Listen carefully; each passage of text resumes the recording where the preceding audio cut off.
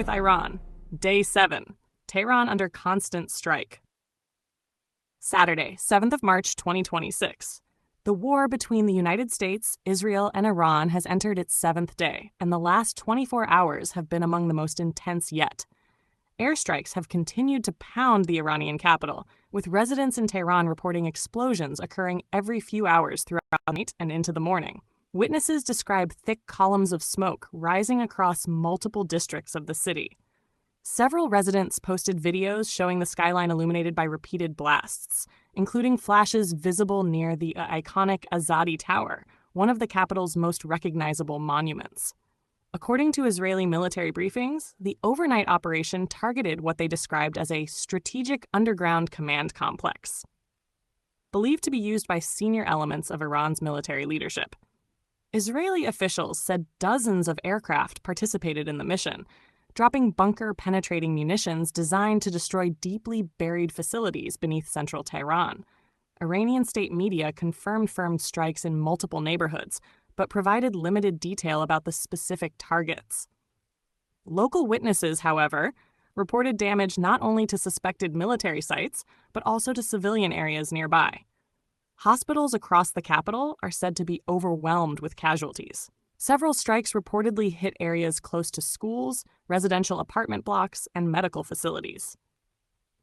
One particularly chaotic incident occurred near a boys' school in western Tehran, where an explosion shattered windows and sent students and teachers scrambling for shelter. Iran's ambassador to the United Nations told diplomats that more than 932 people have been killed in Iran since the war began, with thousands more injured. Iranian officials claim a significant proportion of the dead are civilians. Independent verification of the casualty numbers remains difficult due to communications disruptions and government restrictions on reporting inside the country. Despite the damage inflicted on its military infrastructure, Iran continues to launch retaliatory strikes, though at a sharply reduced scale compared with the first days of the conflict. Western intelligence assessments say Iran's ballistic missile launches have dropped roughly 90% from the initial barrage seen at the start of the war. Drone attacks have also declined by approximately 83%. Military analysts attribute the drop to extensive Israeli and American strikes on missile depots, drone facilities, and command networks belonging to Iran's powerful Islamic Revolutionary Guard Corps. Still, Iran has attempted to widen the conflict geographically by targeting regional U.S. partners. Several drones were launched towards Saudi territory overnight. Saudi air defenses intercepted the aircraft near the capital city of Riyadh, according to Saudi security officials. Iranian-aligned forces have also threatened infrastructure in Qatar and the United Arab Emirates, prompting heightened security across Gulf states that host major U.S. military bases. Air defense systems across the region remain on high alert amid fears the war could spill further into neighboring countries. Meanwhile, rhetoric from Washington has escalated sharply. Donald Trump issued a statement demanding what he called Iran's unconditional surrender, warning that the United States is prepared to determine the country's political future if the current leadership refuses to stand down. Speaking to reporters, President Trump suggested that the United States could influence who governs Iran next, a remark that has intensified fears of regime change ambitions behind the military campaign.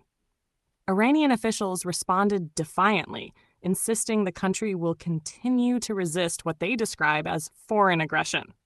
However, Iran appears increasingly isolated on the international stage. Both Russia and China have issued calls for restraint and diplomatic negotiations, but have stopped short of offering any direct military support to Tehran. That lack of concrete backing has left Iran largely alone in confronting the combined military power of the United States and Israel.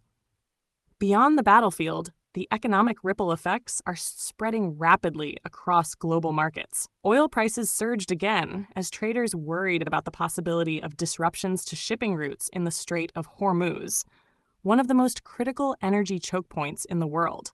Roughly 1/5 of the world's oil supply passes through the narrow waterway each day, making any threat to the strait a major concern for global energy markets. Financial markets have also shown signs of stress, with investors rushing into traditional safe haven assets such as gold and U.S. Treasury bonds.